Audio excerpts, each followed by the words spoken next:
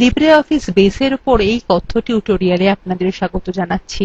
এই টিউটোরিয়ালে আমরা শিখব LibreOffice বেস কি, বেস ব্যবহার করার জন্য অবশ্য পূরণীয় শর্ত, আপনি বেস নিয়ে কি করতে পারেন, রিলেশনাল ডেটাবেস সংক্রান্ত প্রাথমিক ধারণা, নতুন ডেটাবেস তৈরি করা, টেবিল তৈরি করা।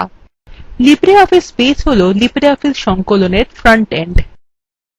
বেস মাইক্রোসফট অ্যাক্সেসের সমতুল্য। বেস একটি বিনামূল্য এবং ওপেন সোর্স সফটওয়্যার, তাই এটি বিনামূল্যে ব্যবহার এবং বিতরণ করা যায়। বেস ব্যবহারের জন্য জরুরি জিনিসগুলি জেনে নেওয়া যাক।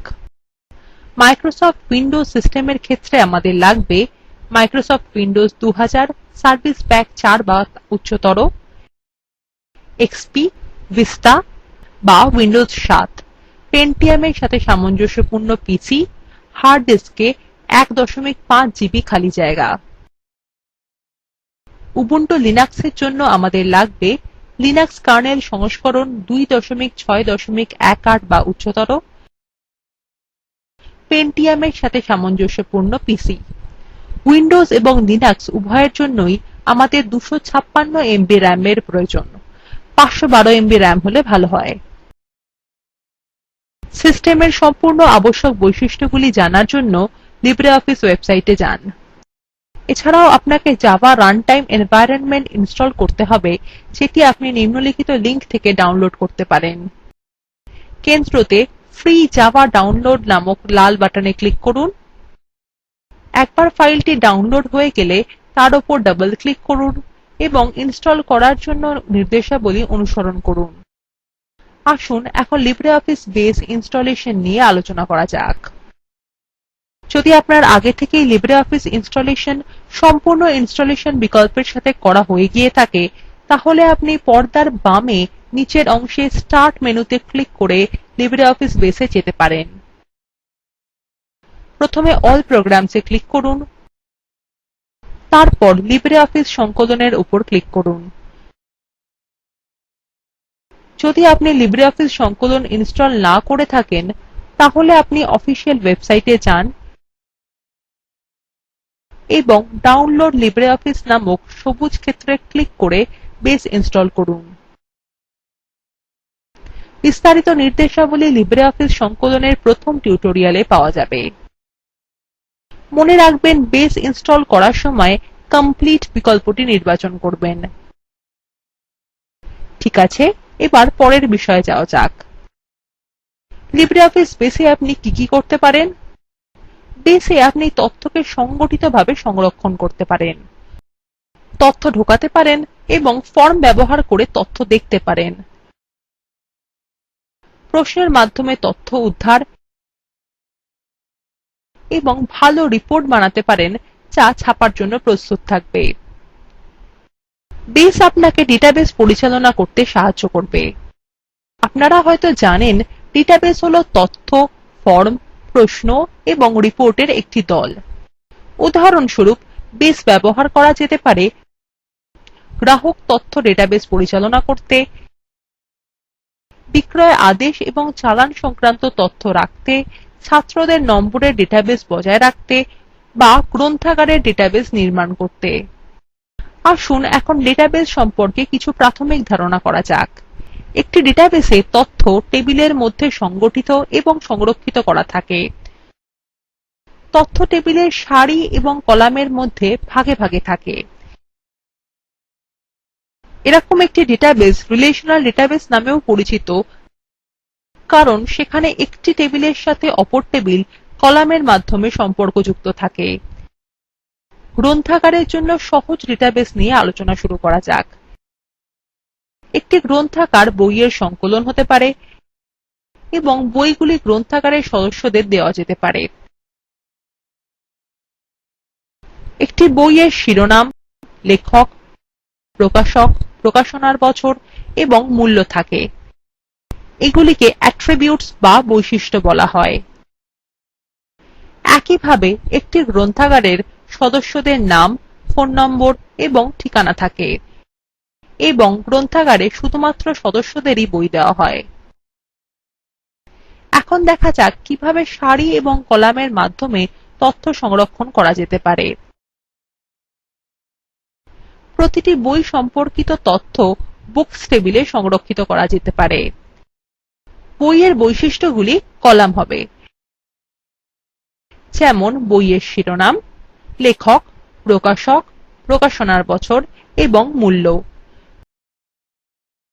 প্রতিটি বই আলাদাভাবে শনাক্ত করার জন্য একটি কলাম বুক আইডি যোগ করুন। এইভাবে আমরা একই শিরোনামের সম্পূর্ণ আলাদা দুটি বই এখানে রাখতে পারি। একইভাবে মেম্বার্স টেবিলে নাম এবং ফোনের কলাম থাকতে পারে এবং প্রতিটি সদস্যকে আলাদাভাবে শনাক্ত করার জন্য মেম্বার আইডি কলাম থাকবে। এছাড়াও আমরা বুকস ইস্যুড নামক তৃতীয় টেবিলে সদস্যদের কোন কোন বই দেওয়া হয়েছে সেই সংক্রান্ত তথ্য রাখতে পারি। এই টেবিলে তথ্য হিসাবে থাকবে সদস্যকে দেওয়া বই, সদস্য, বই দেবার তারিখ, বই ফেরত দেবার তারিখ, ফেরতের আসল তারিখ এবং বইটি দেওয়া হয়েছে কিনা। এই টেবিলগুলির তথ্যগুলিকে পরস্পর সংযুক্ত করার জন্য আমরা টেবিলগুলির মধ্যে সম্পর্ক স্থাপন করতে পারি। এখন এটা আমাদের রিলেশনাল ডেটাবেস নিয়ে কাজ করতে সাহায্য করবে। রিলেশনাল ডেটাবেসের উপর বিস্তারিত জানার জন্য spokentutorial.org ওয়েবসাইটের অন্যান্য টিউটোরিয়ালগুলি দেখুন। ঠিক আছে, এখন বেসে প্রথম একটি লাইব্রেরী ডেটাবেস তৈরি করা যাক। একটি নতুন ডেটাবেস তৈরি করার জন্য প্রথমে বেস প্রোগ্রাম খুলুন।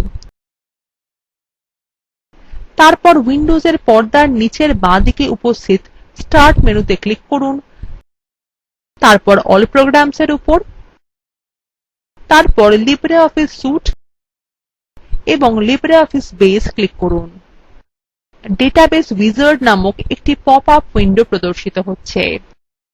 একটি নতুন ডেটাবেস তৈরি করতে নেক্সট বাটন ক্লিক করুন। পরের উইন্ডোতে ফিনিশ বাটন ক্লিক করুন। এটি সেভ অ্যাজ উইন্ডো প্রদর্শিত করবে।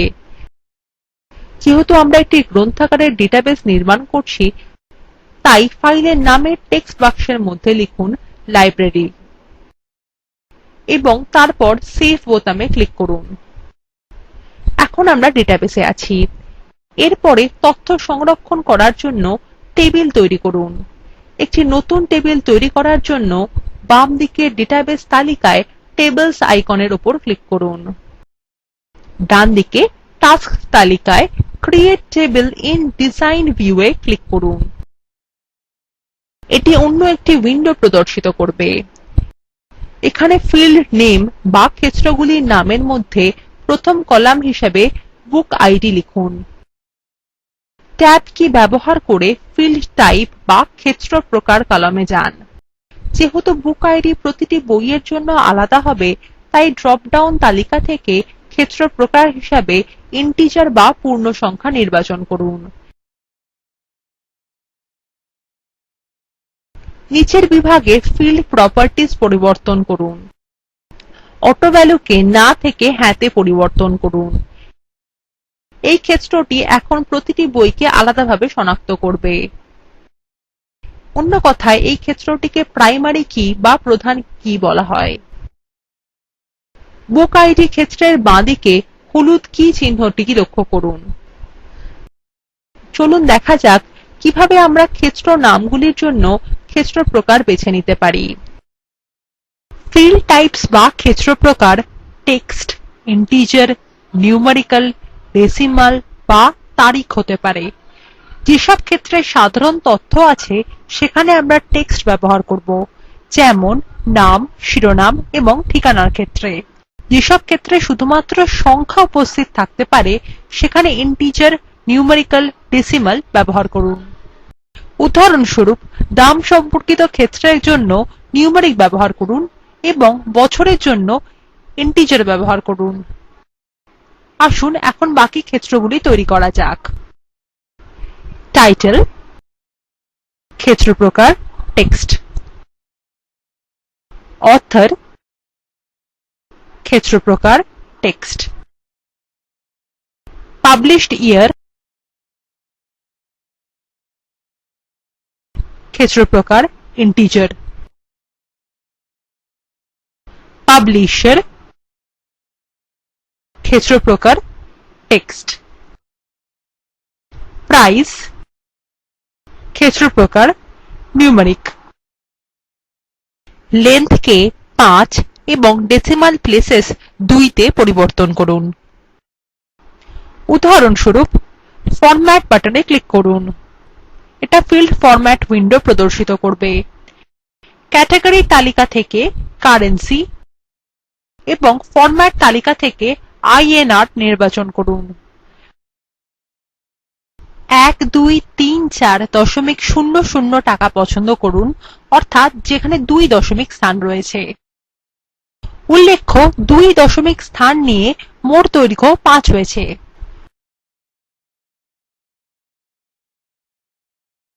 ওকে বাটনের উপর ক্লিক করুন। এখন আমরা বুকস টেবিলের জন্য সব কলাম তৈরি করে নিয়েছি। এবার টেবিলটি সেভ করুন।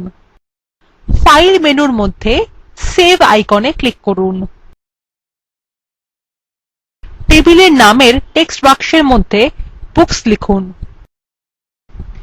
লক্ষ্য করুন ডেটাবেস লাইব্রেরি যেখানে সংরক্ষিত হয়েছে এটিও ওই স্থানেই সেভ হয়েছে, কারণ টেবিল ওই ডেটাবেসেরই একটি অংশ। এবার ওকে বাটনের উপর ক্লিক করুন। পরের টিউটোরিয়ালে আমরা বুকস টেবিলে তথ্য যোগ করব এবং নতুন দুটি টেবিল মেম্বার্স এবং বুকস ইশ্যুড তৈরি করব।